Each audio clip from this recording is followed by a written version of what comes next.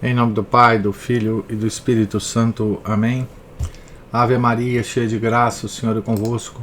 Bendita sois vós entre as mulheres, e bendito é o fruto do vosso ventre, Jesus. Santa Maria, Mãe de Deus, rogai por nós, pecadores, agora e na hora de nossa morte. Amém.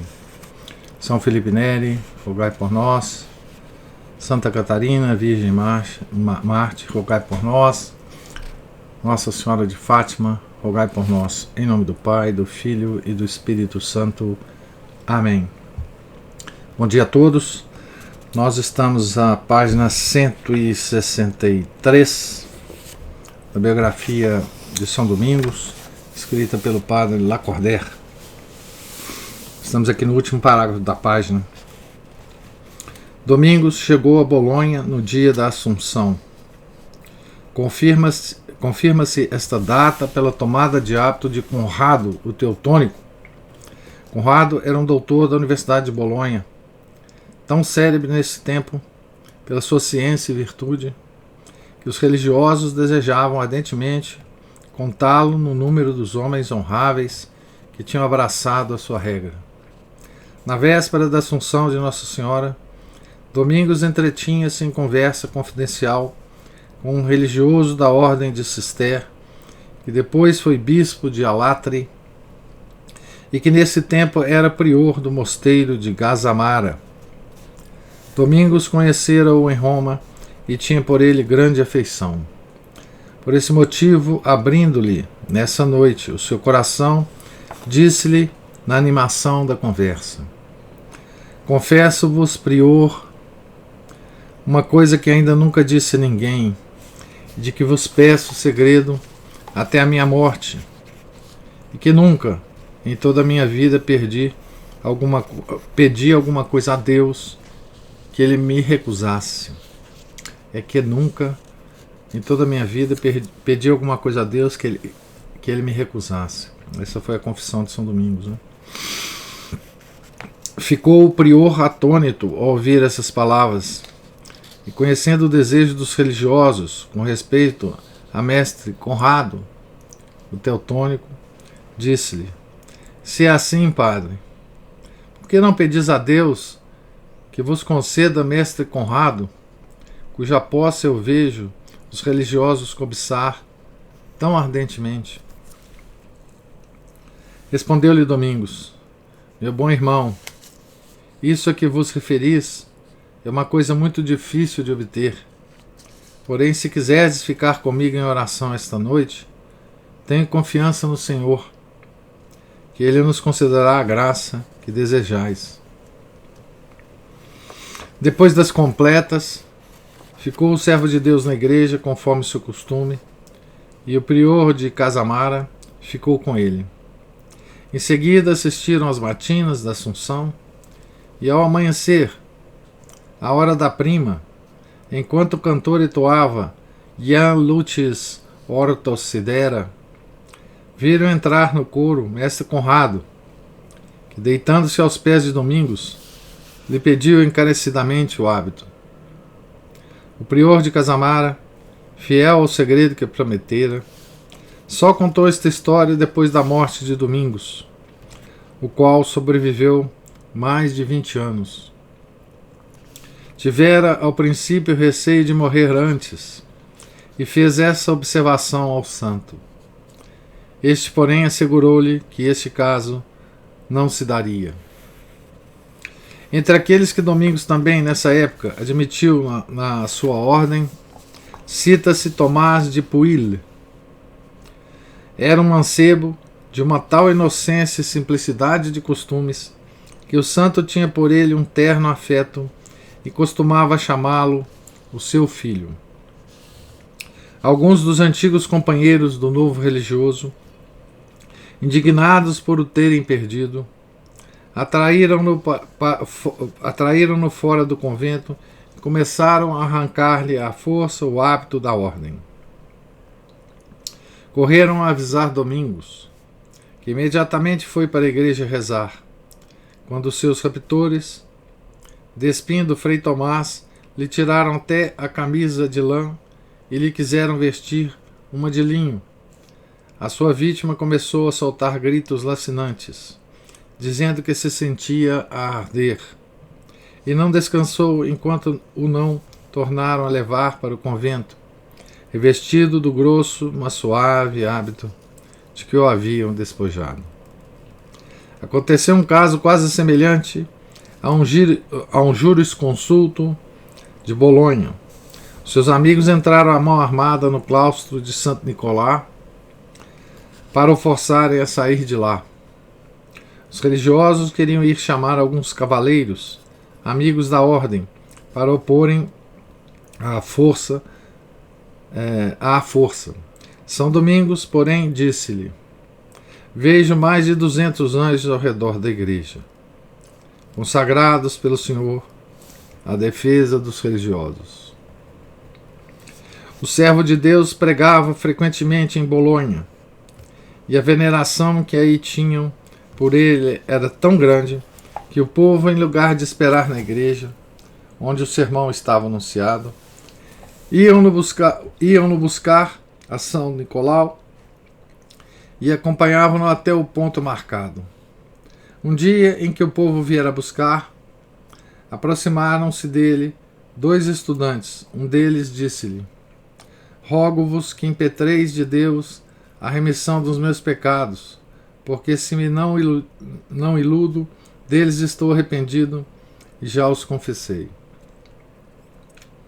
Domingos, que ainda estava na igreja, aproximou-se de um altar, fez uma curta oração e, voltando para junto do mancebo, disse-lhe: tende confiança e perseverai no amor de Deus, que ele já vos perdoou as vossas culpas.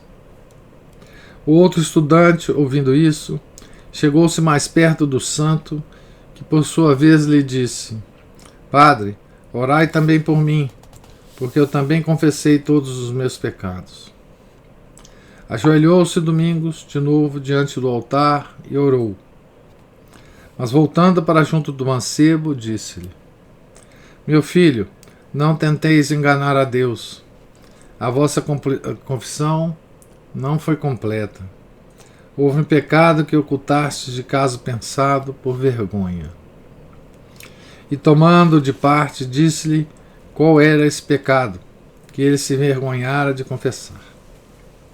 O estudante respondeu: Padre, assim foi. Perdoa-me. Domingos falou mais algum tempo com ele, partindo em seguida com o povo que estava à sua espera. Era nele habitual esse espírito de profecia. Encontrando uma vez um religioso que ia numa missão, deteve-o e, depois de alguns momentos de conversa com ele, avisado anteriormente de que o religioso tinha cometido uma falta, perguntou-lhe se trazia consigo dinheiro. Confessou-lhe humildemente o religioso que trazia.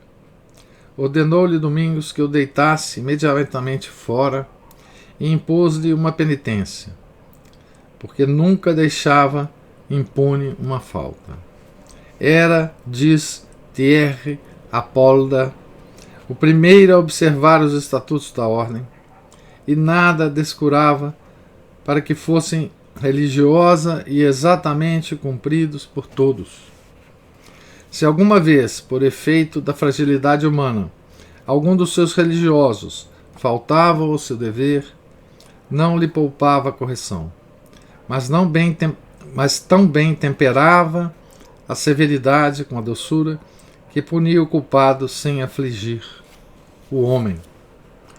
Nem sempre repreendia o transgressor logo que o via cometer o pecado. Calava-se fingindo que não tinha dado pela falta, mas quando se lhe oferecia uma ocasião favorável, dizia ao delinquente: meu irmão, andaste mal em tal ocasião. Glorificai a Deus e confessai o vosso pecado. E assim, como corrigindo se mostrava um pai, tinha um coração de mãe para os filhos. Não haviam palavras mais suaves nem mais animadoras do que as suas, e os que vinham procurar nele remédio aos seus males nunca voltavam sem se sentirem consolados. Defendia a alma dos seus religiosos como se fosse a sua própria, mantendo-os na prática da justiça e da religião. Por essa razão, e porque está escrito que o passo do homem, o risco dos seus lábios e o seu vestuário dizem o que ele é, se via que alguns dos religiosos traziam um hábito contra o feitio ou contra a pobreza religiosa. Não o admitia. Todos os dias, salvo grande impedimento, fazia aos religiosos uma prática ou conferência, e falava-lhes com tanta fé e tantas lágrimas, que citava neles a graça da compunção. Ninguém como ele sabia mover o coração dos religiosos.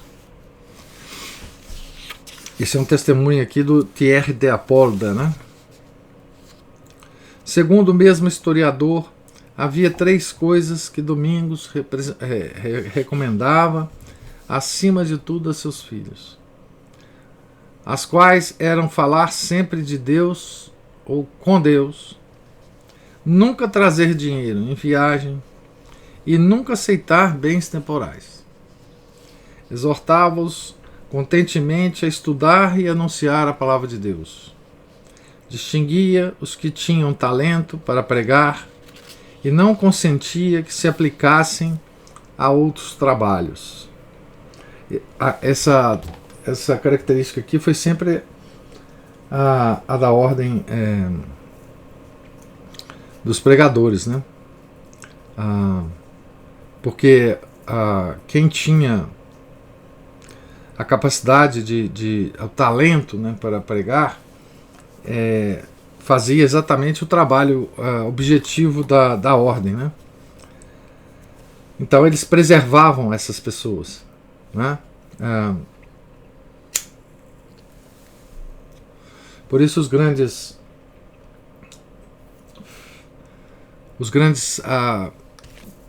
intelectuais da ordem dos pregadores eram de certa forma preservados, né, dos trabalhos mais duros da ordem dos pregadores, né? Foi assim, obviamente, com Santo Alberto Magno e com Santo Tomás de Aquino, né? Como sempre aconteceu com os grandes santos, Domingos tinha grande poder sobre o espírito das trevas. Muitas vezes o expulsou do corpo dos religiosos. Via-o aparecer sob diversas formas, umas vezes para o distrair nas suas meditações, outras para o estorvar quando estava pregando. Olha que coisa incrível, né? Transcrevo de Thierry de Apolda o seguinte fato. Um dia em que o santo, qual sentinela vigilante, passava a revista à cidade de Deus, encontrou o demônio rondando como um animal feroz o convento. Chamou-o e disse-lhe: por que andas tu rondando por aqui?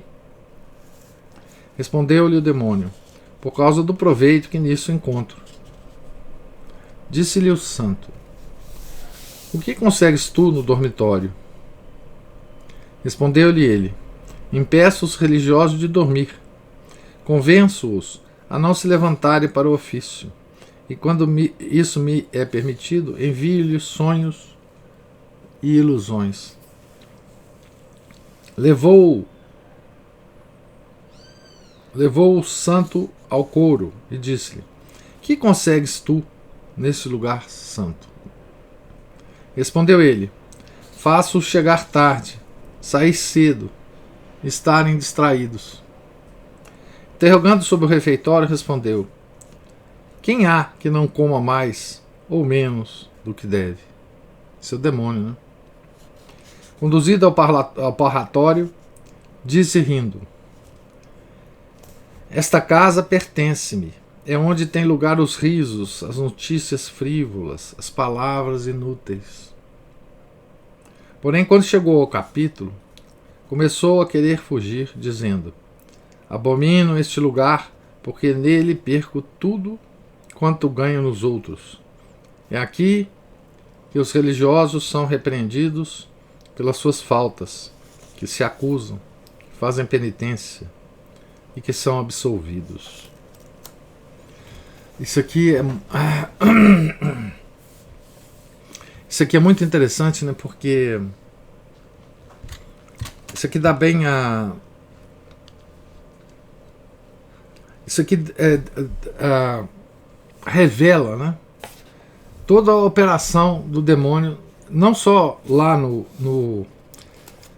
naquela época na ordem dos pregadores, né, mas na vida comum, no mundo, né, em todos os lugares, né, com todos os homens, sobretudo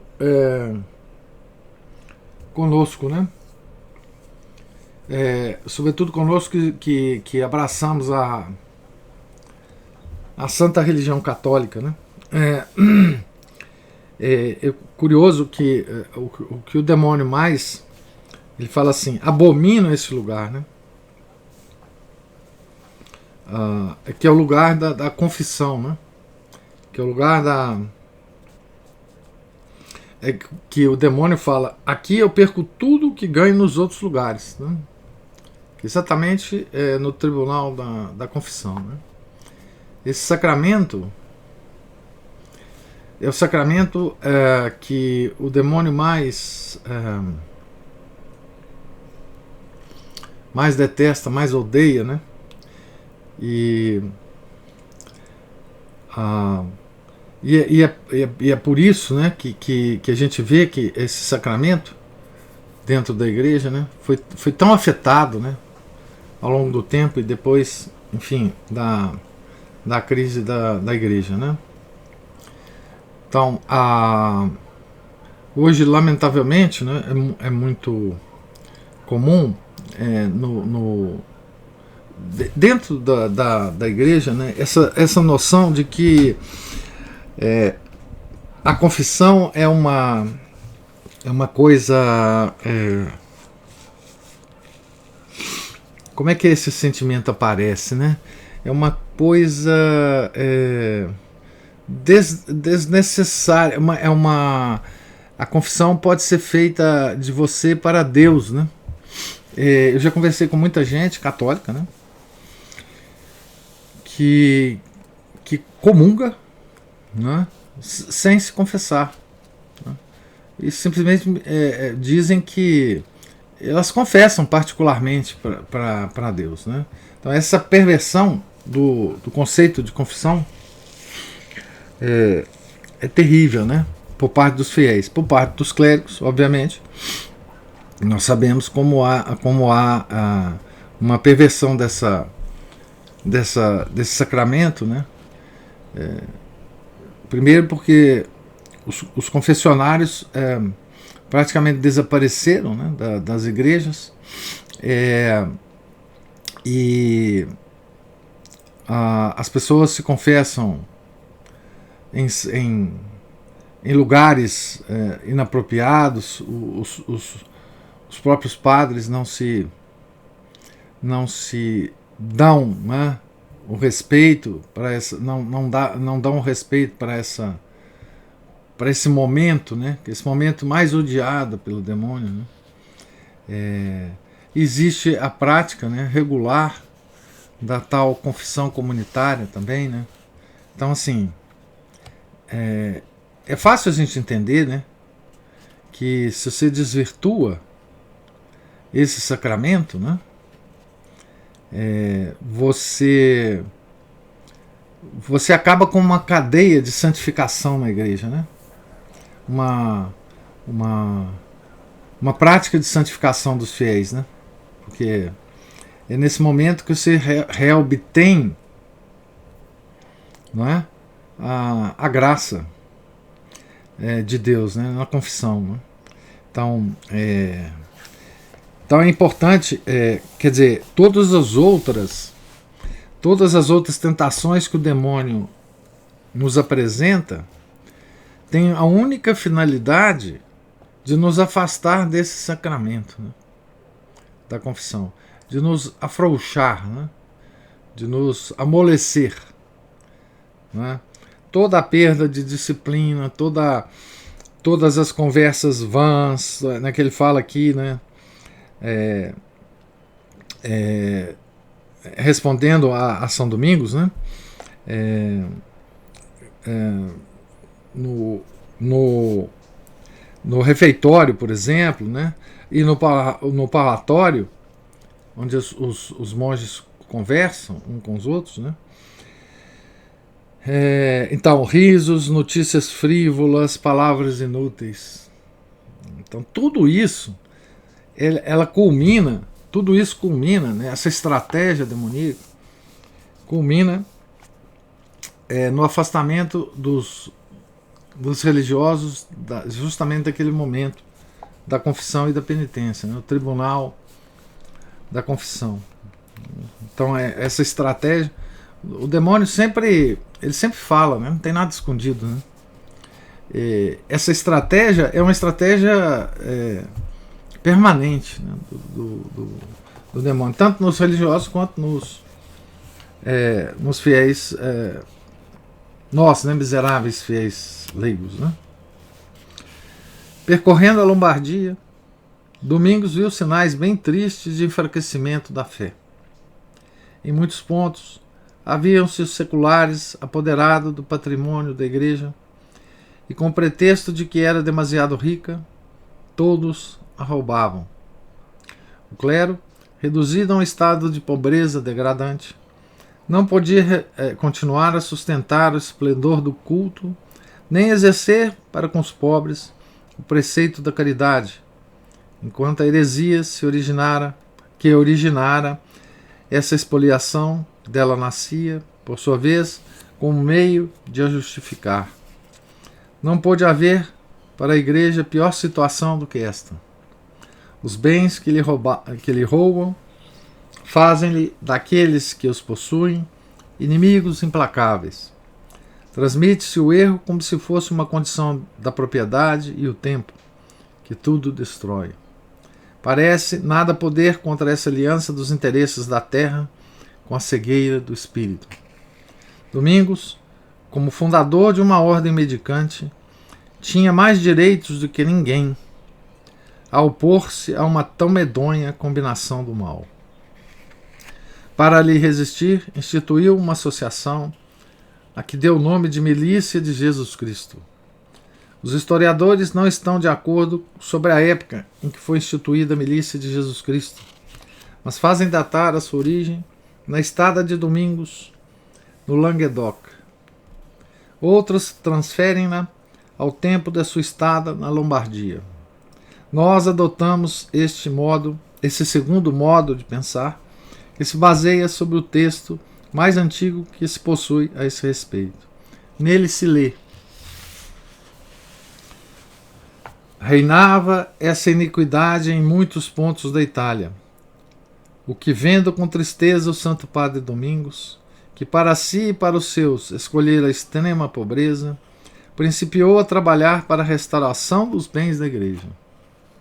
E mais abaixo, depois do bem-aventurado Domingos ter organizado dessa forma essa associação, finou-se na paz do Senhor. Então, essa é a referência a qual Padre Lacordaire se apega para situar, né, a criação dessa milícia de Jesus Cristo quando São Domingos estava na Lombardia, né. Compunha-se de seculares de ambos os sexos que se comprometiam a defender os bens e a liberdade da igreja por todos os meios ao seu alcance. O seu traje, sendo o mesmo que usavam os seculares, distinguia-se pelas cores dominicanas: o branco, símbolo da inocência, e o preto, símbolo da penitência. Sem estarem ligados pelos 3 votos de pobreza, castidade e obediência, participavam, tanto quanto possível, da vida religiosa. Cumpriam as abstinências, os jejuns e as vigílias, substituindo por um certo número de Pais Nossos, de Ave Marias, a recitação do ofício divino. Tinha um prior da sua escolha, sujeito à autoridade da ordem, Reuniam-se em dias marcados numa igreja dos frades menores para aí assistir à missa e ao sermão. Quando o Domingos foi incluído no número dos santos, os irmãos e irmãs da associação tomaram o título de Milícia de Jesus Cristo e do Bem-aventurado Domingos. Mais tarde, o que havia de militante nessa denominação desapareceu com as causas públicas de combate e a associação dedicou-se ao progresso do homem interior, sob o nome de Irmãos e Irmãs da Penitência de São Domingos. Foi sob essa denominação que Munion de Zamorra, sétimo mestre-geral dos frades pregadores, a confirmou e lhe modificou os estatutos. Concederam-lhe privilégios em diversas épocas os papas Gregório IX, Honório IV, João XXII e Bonifácio IX, e o Papa Inocêncio VII aprovou-lhe os estatutos tal qual os registra Munion de Zamorra. A sua bula é do ano de 1405, tendo sido em 1439 redigida por Inocêncio IV. Então, a Milícia de Jesus Cristo era a terceira ordem instituída por Domingos, ou antes o terceiro ramo de uma só ordem que na sua plenitude abraçava homens, mulheres e seculares. Então era a ordem terceira, né, dos pregadores. Com a criação dos frades pregadores, Domingos tirara do deserto as falanges monásticas e armara-as com o poder do apostolado. Com a criação da ordem terceira, fizera penetrar a vida religiosa no íntimo do lar doméstico e até no próprio leito nupcial.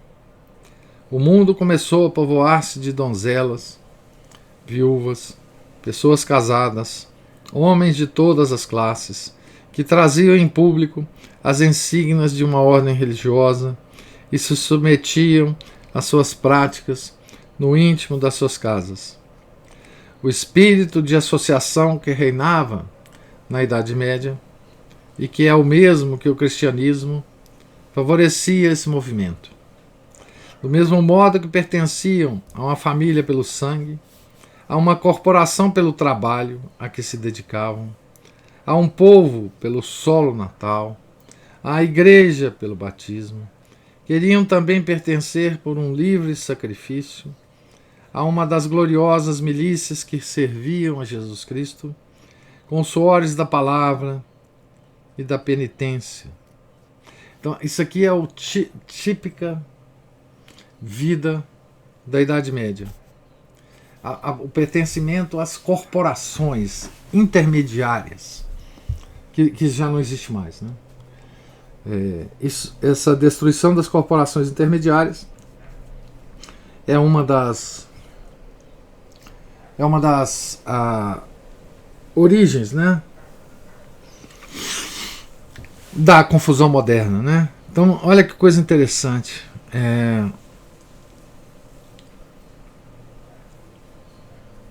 Ele fala aqui, o espírito de associação que reinava na Idade Média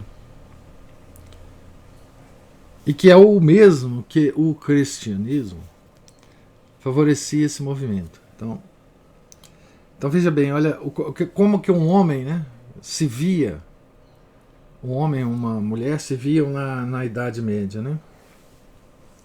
Então, do mesmo modo que pertenciam a uma família pelo sangue, a uma corporação pelo trabalho a que se dedicavam, corporação dos sapateiros, corporação dos tintureiros, corporação dos alfaiates, corporação de, enfim.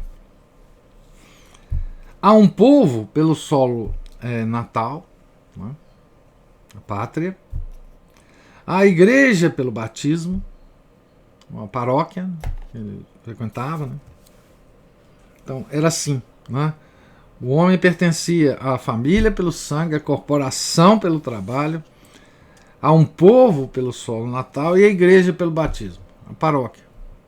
Essas eram as corporações intermediárias, né? Ele resolvia toda a sua vida cotidiana através dessas corporações, todos os problemas, né? Todas as suas relações sociais, né, estavam se davam, né, dentro dessas corporações. Não tinha outra coisa. Era essa coisa do governo, quem manda numa determinada região, etc. Eles sabiam, passavam por eles, né? Mas essas corporações intermediárias era o contato diário dele, né? Então elas davam proteção ao homem. Elas reconheciam o homem individualmente, né? Vocês imaginam que não tinha carteira de identidade, carteira de motorista, cartão de crédito, né? As pessoas eram reconhecidas individualmente. Fulano, né? Conheço fulano, né? Ele participa da minha corporação, vai na minha igreja, né? Enfim. E aí, né? Obviamente, ele diz aqui, né? Pertencendo a todas essas corporações, queriam também pertencer, por um livre sacrifício, a uma das gloriosas milícias que serviam a Jesus Cristo. Então é mais um pertencimento, né? Com suores da palavra e da penitência.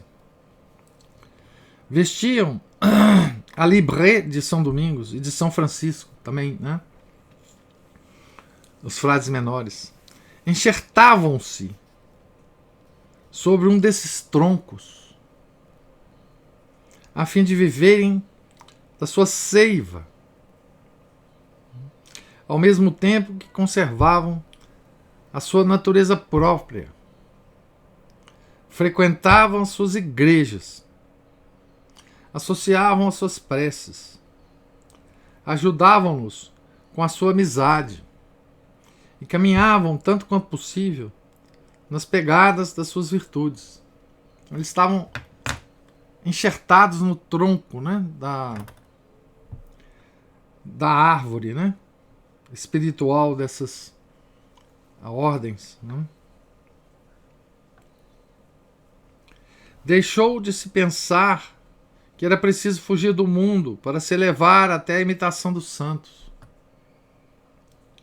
Qualquer quarto podia converter-se em cela, qualquer casa numa tebaida. À medida que a idade e o sucesso da vida aliviavam o cristão do pesado fardo da carne, ele sacrificava ao claustro uma parte maior de si mesmo. Se a morte de uma esposa, de um filho, vinha despedaçar toda a sua felicidade, se uma revolução o precipitava de uma alta posição, no exílio e no abandono, tinha logo uma outra família pronta para o receber nos seus braços. Uma outra cidade, onde o direito de cidadão lhe era imediatamente concedido. Passava da ordem terceira à ordem completa. Então, como eu disse, né? Isso ocorria, enfim, ocorreu muito até bem próximo da gente, né? As pessoas que ficavam viúvas iam para as ordens, né? Para o claustro, né? Passava da ordem terceira à ordem completa, como se passa da mocidade à virilidade. Era uma coisa normal, era uma coisa natural, né? A história dessa instituição é uma das mais belas coisas que se pôde ler. A ordem terceira, né? A criação da ordem terceira. Foi aqui, né? Se deu essa criação, né?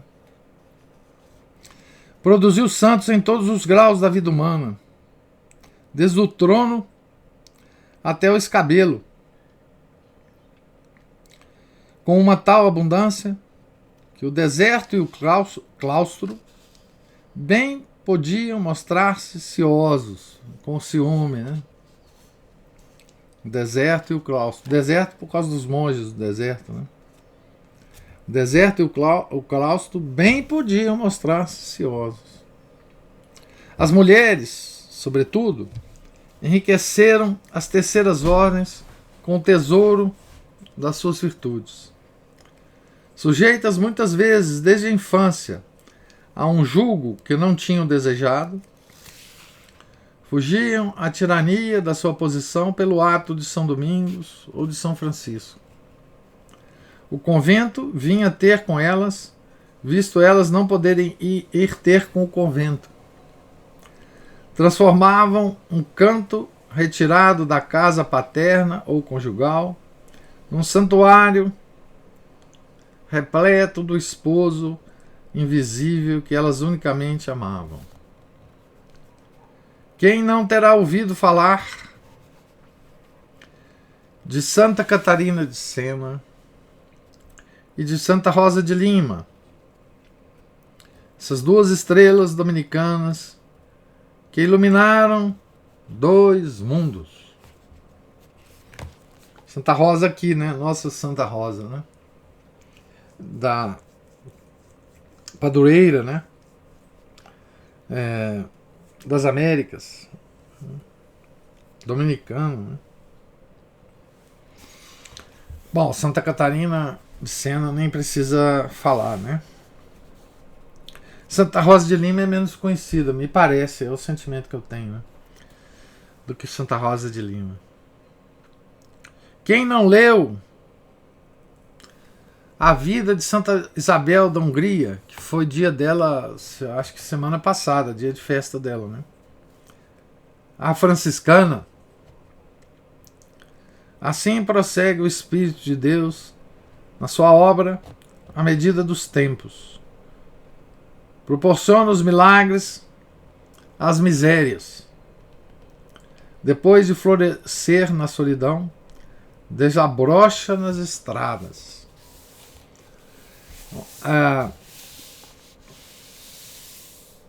Então, nós estamos testemunhando aqui, né, através dessa leitura, o nascimento das ordens terceiras, né, que tanto bem fez.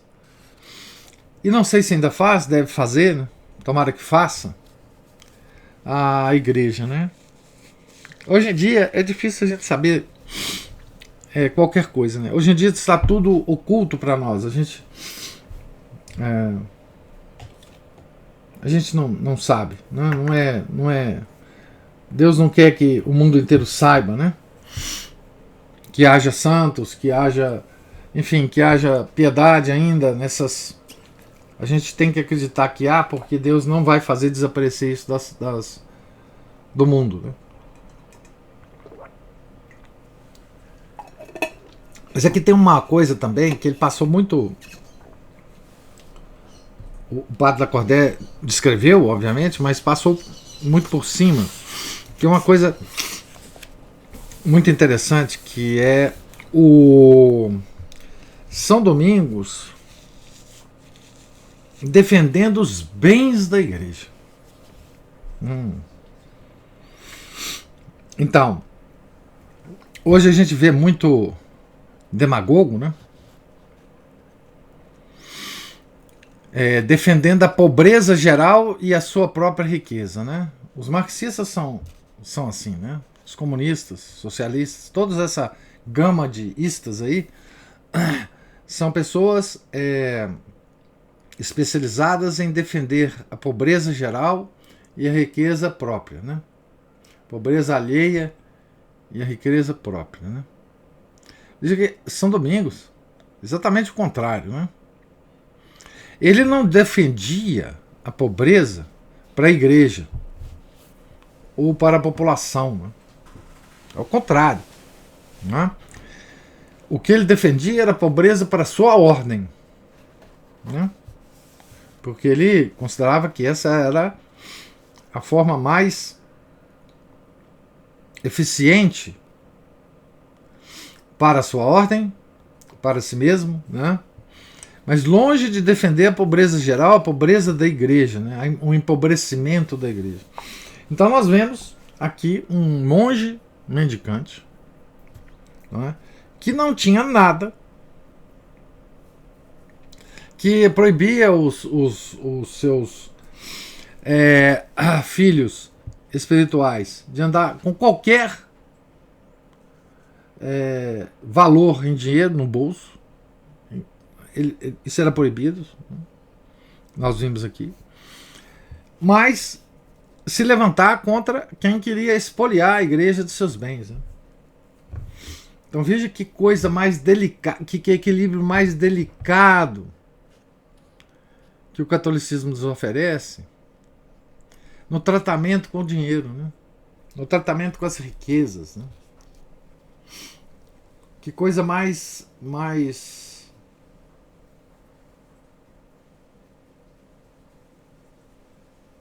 sábia, né? Certo? É uma lição de economia, né?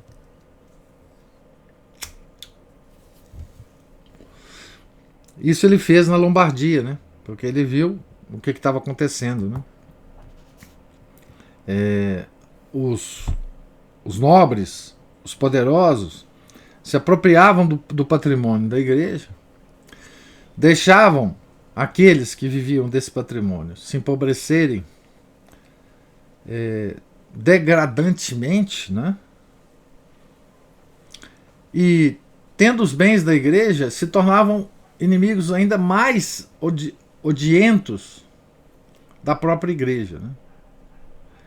Então, São Domingos via esse poder que o dinheiro tem, né? Por isso que ele se afastava dele, inclusive, né? Pessoalmente e pela ordem dele. Mas ele percebia que as coisas que estavam acontecendo, né? Que o dinheiro nessa época estava caindo na mão dos maus, e por isso ele se levantou. E veja que esse fato o fez criar a Ordem Terceira, que tanto bem depois fez a humanidade, né? Quer dizer, um problema local fez com que ele criasse uma instituição absolutamente extraordinária, né? Que é exatamente a Ordem Terceira. Depois ela se multiplicou, né? As outras ordens também tiveram, ao longo do tempo, muitas outras ordens, né, tiveram as suas ordens terceiras, né? E veja que coisa bela, né? Se a gente pensar na vida pessoal dessas famílias que se ligaram às ordens terceiras, né? Elas participavam das graças, né? Da ordem, nas suas casas, na sua vida religiosa, né? Se participava da ordem através da recitação do ofício. Aqui fala, né? Da recitação do ofício divino. Cumpriam as abstinências, os jejuns e as vigílias, substituindo por um certo número de Pais Nossos e Ave Maria e a recitação do ofício divino. Até hoje a prática é essa, né?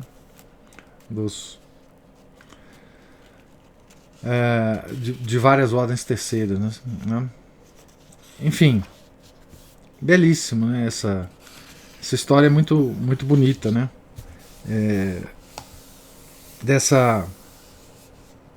Como que em torno de um santo, né? Brotam coisas que têm tanto impacto na humanidade, né? Em torno de um santo, né? Como é que o santo concentra, né? A graça de Deus, né, para a humanidade, né? Como é que Deus usa um santo para espalhar tantas graças, né? Ele usa cada um de nós para isso, né? Desde que a gente seja dócil a essa ação de Deus. Mas no santo a gente vê isso muito mais concentrado, né? Muito mais efetivo, né? A gente vê as coisas acontecendo em torno do santo enquanto ele está vivendo, né? Enquanto ele está. Então, assim. É porque Deus sabe também, né, que pode fazer isso com o santo sem o perigo do santo se orgulhar disso, né? Desse apostolado dele, né? E talvez em cada um de nós que pode ter uma obra, digamos assim, fecunda, ele nos esconda isso, né? Graças a Deus, né? Porque nós não suportaríamos ver nenhum tipo de sucesso do nosso trabalho, nenhum tipo de fruto, porque isso nos tornaria orgulhosos, nos tornariam orgulhosos, né? E aí o próprio apóstolo se perderia, né? Perderia a sua própria alma, né? Então, é por isso que eu penso que para nós, miseráveis, ele esconda, né, o fruto do nosso miserável trabalho, né? Então, eu vou parar aqui no final do capítulo, né? Na página 169, porque amanhã a gente começará o capítulo 7, que é o capítulo da morte de São Domingos, né? Então a Ana Paula ou o Márcio levantou a mão aí.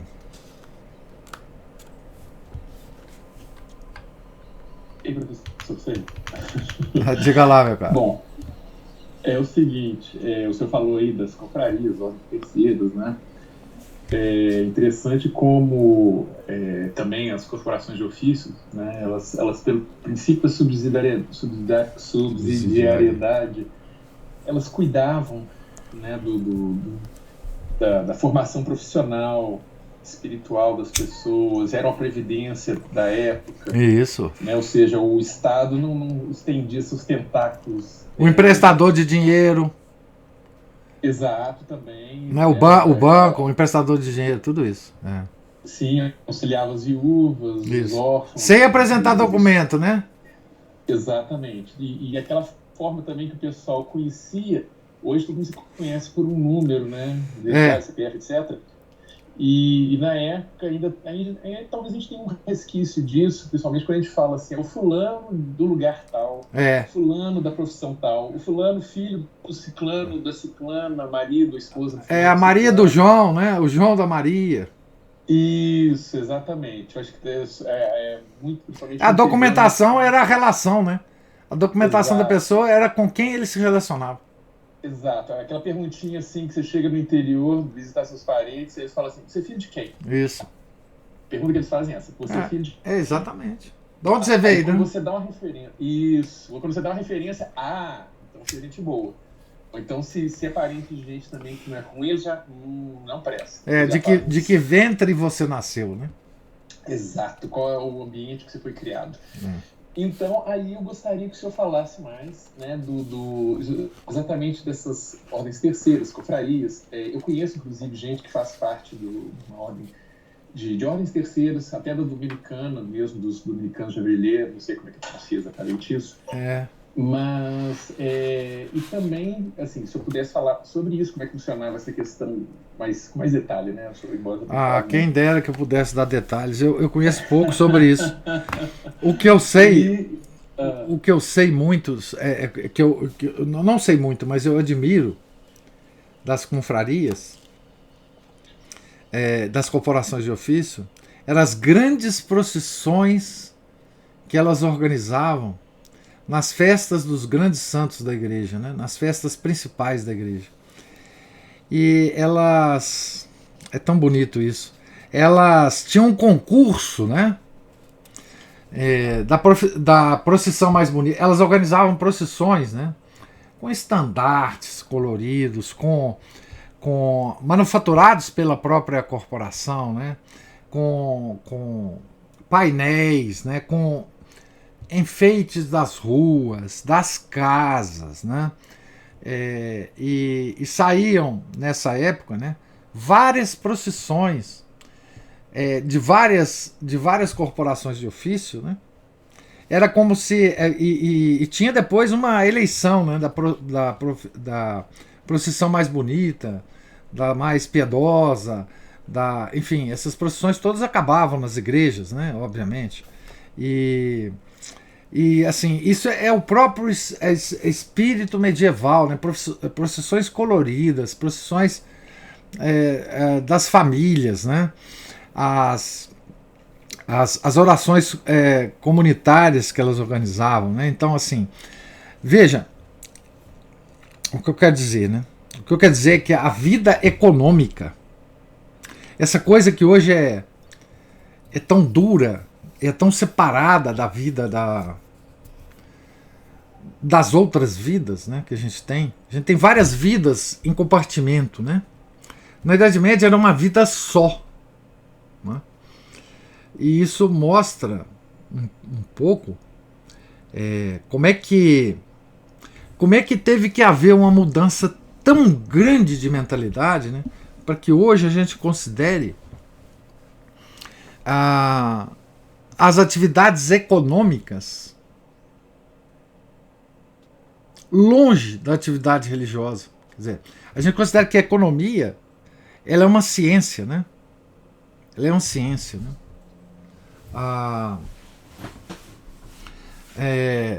E quando a gente fala ciência, a gente não pode esquecer o seguinte, que todas as ciências aspiram a ser física, ciência física, né? Quando a gente fala física, a gente pode lembrar claramente de Newton, Galileu, Einstein, né? Então, na Idade Média não tinha nada disso. Eles sabiam o seguinte, que a economia ela estava dentro, né, da moral. A economia era um aspecto da vida prática, da vida moral, né? Então a economia, você ganhar o seu pão de cada dia, né? Você transacionar bens para comprar bens que você necessita para viver, né? Era uma coisa que estava absolutamente entranhada com a vida religiosa. Não tinha a menor separação. Na cabeça do medieval, né, o poder temporal, né, quem tinha esse poder temporal, também estava dentro desse mundo religioso. Isso foi se separando, obviamente, né, pouco a pouco. Mas o século XIII, né, que nós estamos vivendo aqui agora, ele se caracteriza por isso, né, pelas corporações intermediárias, né? Todo mundo pertencia a essas corporações, né? O pertencimento era total, né? Era orgânico, era uma coisa natural, né? Esse pertencimento. A vida econômica fazia parte de um dos aspectos dessa coisa, né? Existia os safados da época? Claro que existia. Existia quem quisesse te roubar, te passar para trás? Claro que existia. Mas isso era o comum, era essa vida, né? Essas você fala, né? Assim, os tradicionais, digamos assim, hoje, né? Eles tentam reavivar essa questão da ordem terceira. Tem os a ordem beneditina, né, se não me engano, tem os oblatos, né, de São Bento, que é a ordem terceira deles, né. Você falou lá de Avrier, né? Então todo o movimento da igreja tradicional hoje, que mal ou bem representa a igreja de sempre, ela tenta reviver isso, né? Esse pertencimento, né? Essa coisa de você estar ligada você está ligado a um carisma de uma ordem, a uma família espiritual longeva, né? você participar do carisma, enfim, de tudo que Deus dá à ordem, você ser participante disso. Né? Na Idade Média era comum, né? Esse pertencimento à paróquia e tal, mas eu não sei muita história disso, infelizmente. Assim, deve ter histórias maravilhosas para se contar sobre pessoas, né? Sobre, inclusive santos, né? Santos leigos, né? Tem uma descrição dos santos leigos muito interessante, né? Num sermão do padre Antônio Vieira, que ele faz no dia de Todos os Santos, né? É um sermão muito famoso, né? E que ele relaciona, né, os santos nos vários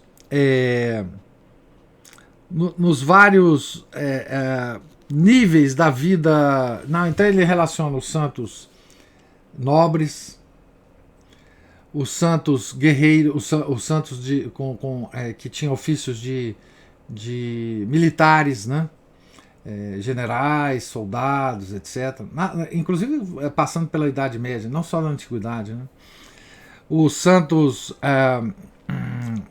fiéis leigos absolutamente socialmente que não tinham poder nenhum. Né? Então, essa espiritualidade das ordens, ela se entranhou, né? A ordem expandiu, né, o seu número de membros através dos fiéis, né? Então, assim, isso é belíssimo, né? E isso faz, de novo, a gente lamentar mais ainda, né, o enfraquecimento das ordens, né, monásticas, né? Porque as ordens eram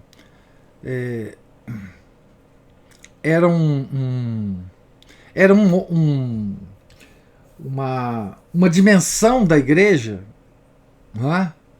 Cara, a igreja a igreja hierárquica, ela se organiza em dioceses e paróquias. Essa é a estrutura mesmo.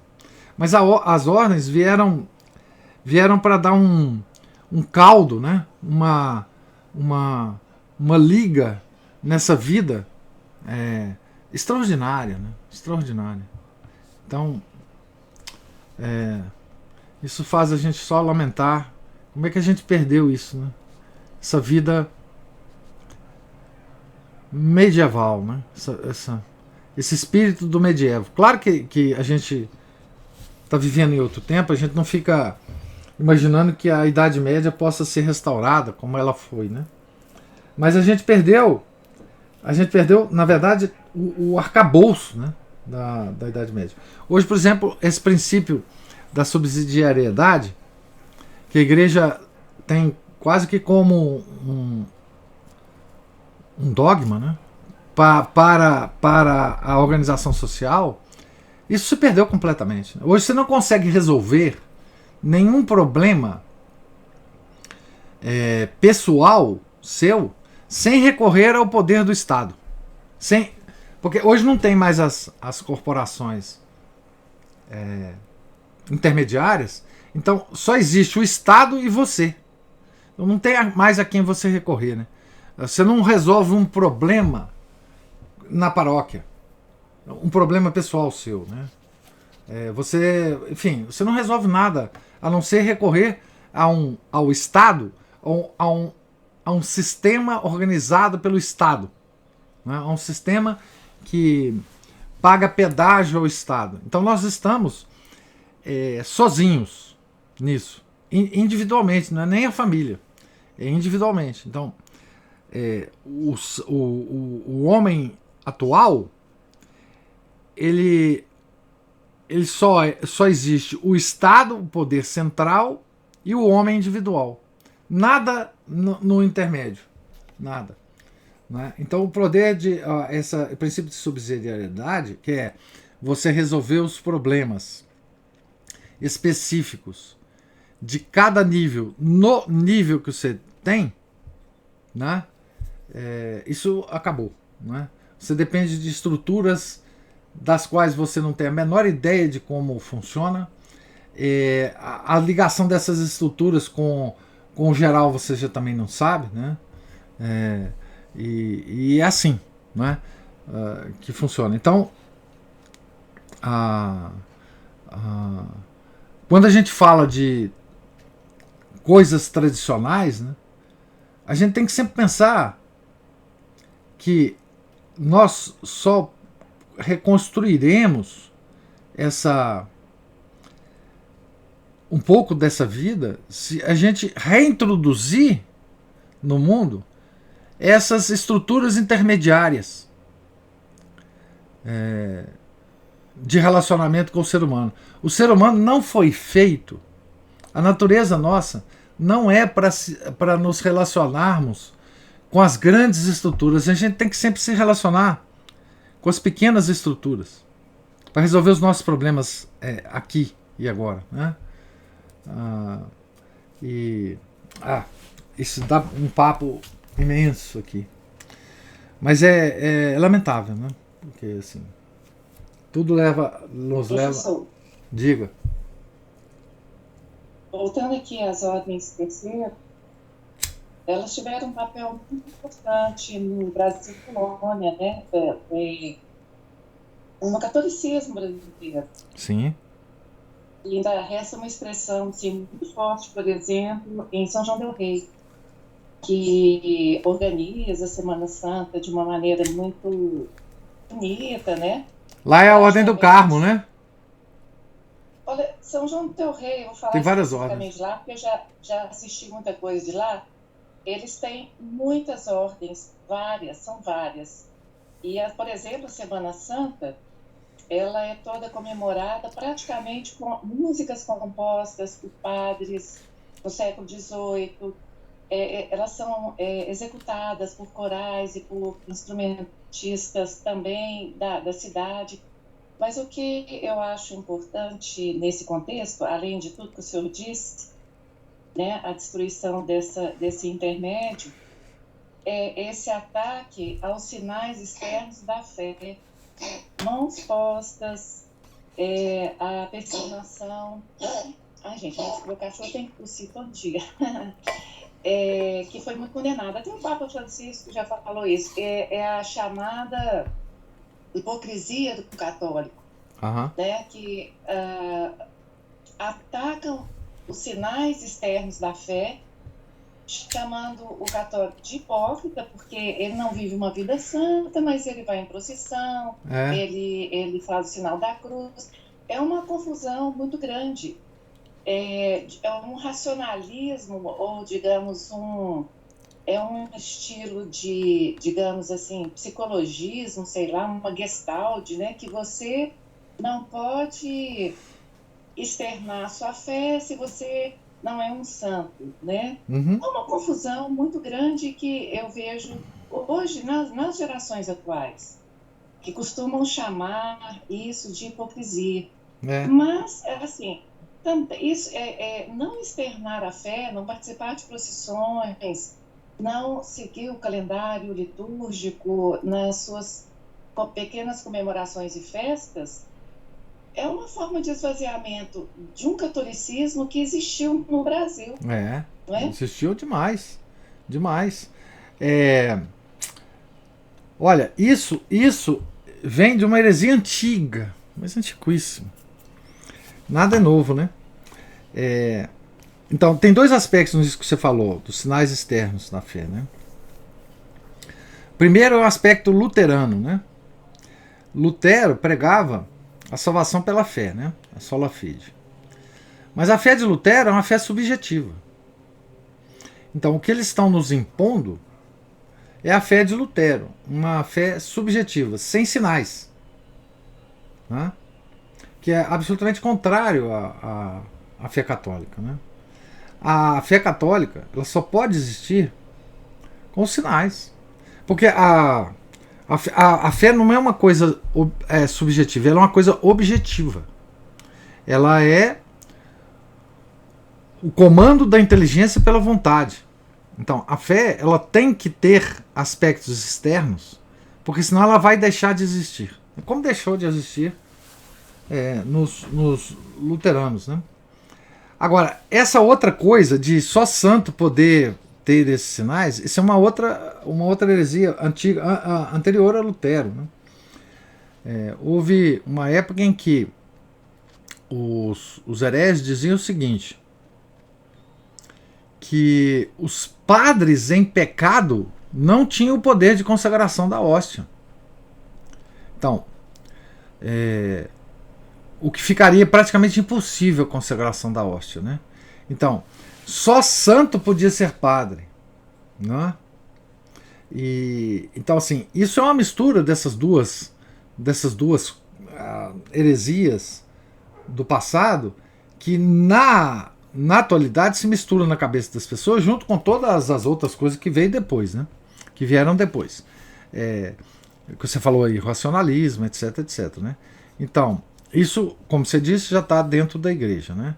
Então, a concepção hoje é o seguinte, você pode ter uma fé pessoal e sem sinais. Então, a fé se tornou uma categoria de razão e não uma coisa da realidade, né? Então, a fé é como o triângulo perfeito, né? Ele só existe na sua cabeça. Ele não tem expressão, ele não tem expressão externa, né?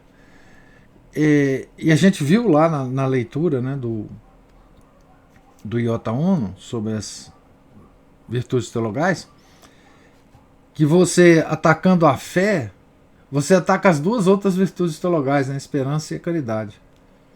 Então, veja, se a fé tem que ser uma categoria, um ente de razão, a caridade também. E a esperança também. Ela não pode se dar na realidade, né? Então, daí você vê, por exemplo, a troca hoje, né, da caridade pela filantropia. Então, esse é um aspecto muito importante da nossa realidade, né? Então,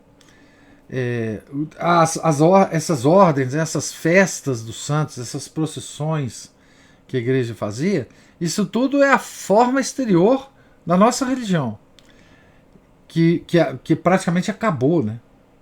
Veja, por que existe isso ainda em São João del Rei?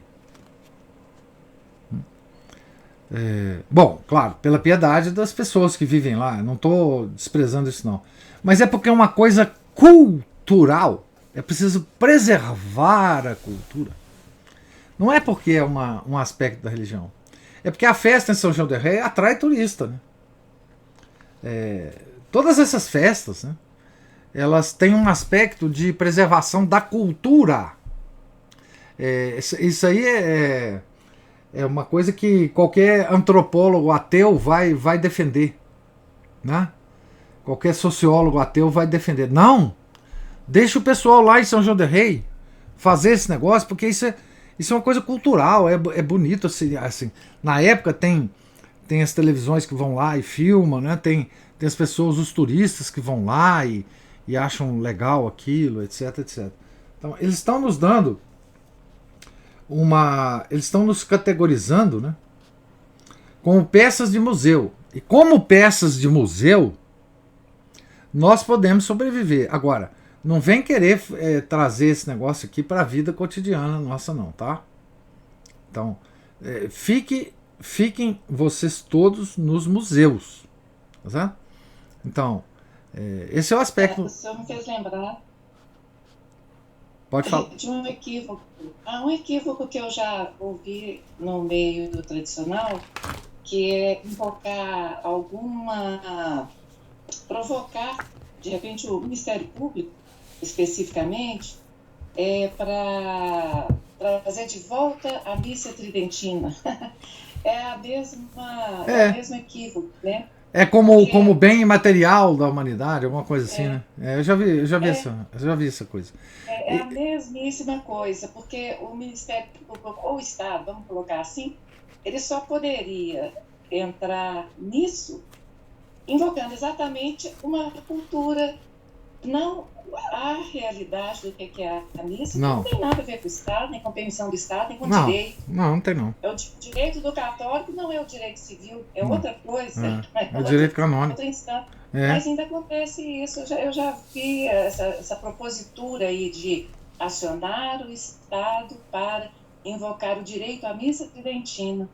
É muito interessante. Você veja que na Inglaterra, em 1970, houve uma movimentação de católicos para a preservação da missa tridentina na Inglaterra. E, curiosamente, foi o único lugar que foi permitido a existência da missa tridentina ao longo de toda a crise da igreja. Não sei se vocês conhecem esse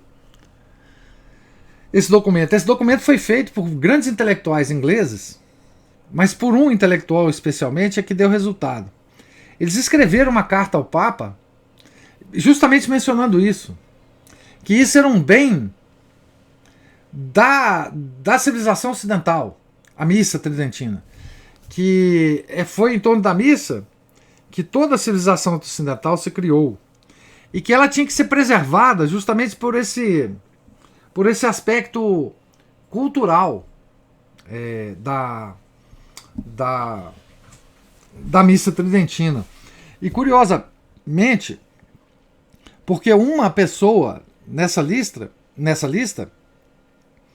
contava com uma especial admiração do Papa Paulo VI, é que ele concedeu esse, digamos, indulto, né? Não sei como é que chama isso, para a Inglaterra.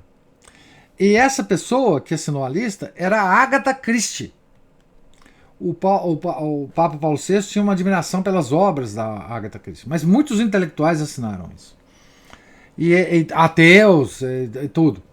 Tinham anglicanos, tinha tudo nessa lista.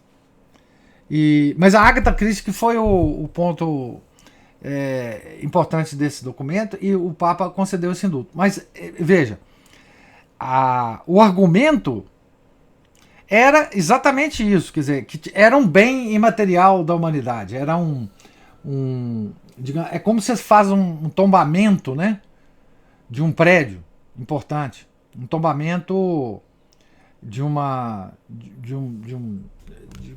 edifício qualquer, de uma coisa qualquer, né?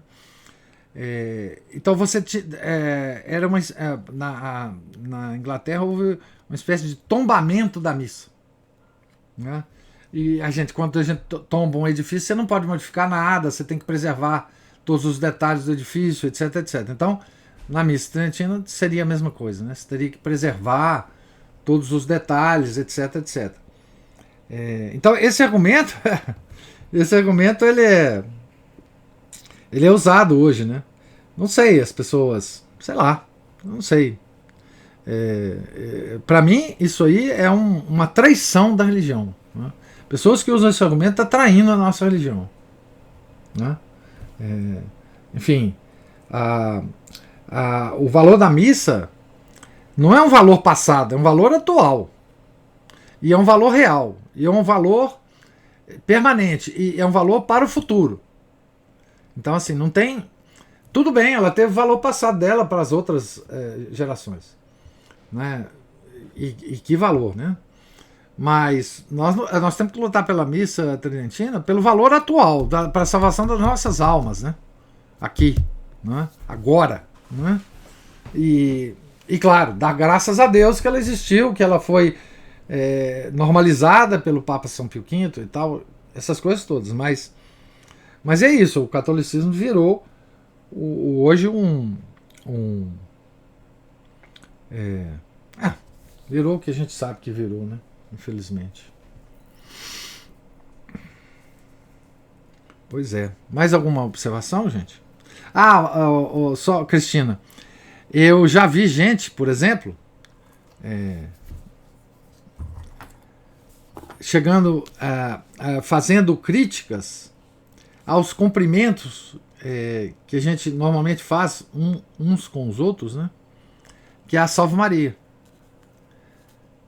Então a pessoa fala assim, mas que coisa esquisita, que bobagem, que cumprimento mais idiota, né? Que a gente se cumprimenta com a Salve Maria, né? Então, Sinais... Vamos cortar tudo. Nem a Salve Maria nós podemos dar mais. E católicos, né? Essa pessoa que ele faz essa observação, inclusive em redes sociais e tal. Mas assim, sinais externos, né? Os santos das igrejas, né? Tirar tudo, né? A cruz do Nosso Senhor também desapareceu. O sacrário foi movido, né? Do centro da igreja para o lado, para uma sala lá do fundo. Então, tudo isso tem que...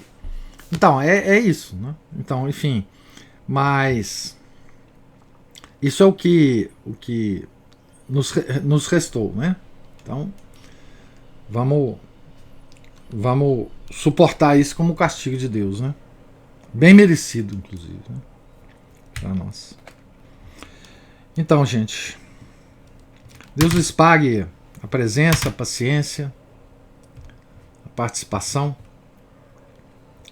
Tenham todos um santo dia. Amanhã nós retornaremos aqui ao capítulo 17, página 171. Fiquem todos com Deus. Em nome do Pai, do Filho e do Espírito Santo. Amém. Ave Maria, cheia de graça, o Senhor é convosco. Bendita sois vós entre as mulheres, e bendito é o fruto do vosso ventre, Jesus. Santa Maria, Mãe de Deus, rogai por nós, pecadores, agora e na hora de nossa morte. Amém. São Felipe Neri, rogai por nós. Santa Catarina, rogai por nós. São Domingos, rogai por nós. Nossa Senhora de Fátima, rogai por nós. Em nome do Pai, do Filho e do Espírito Santo. Amém.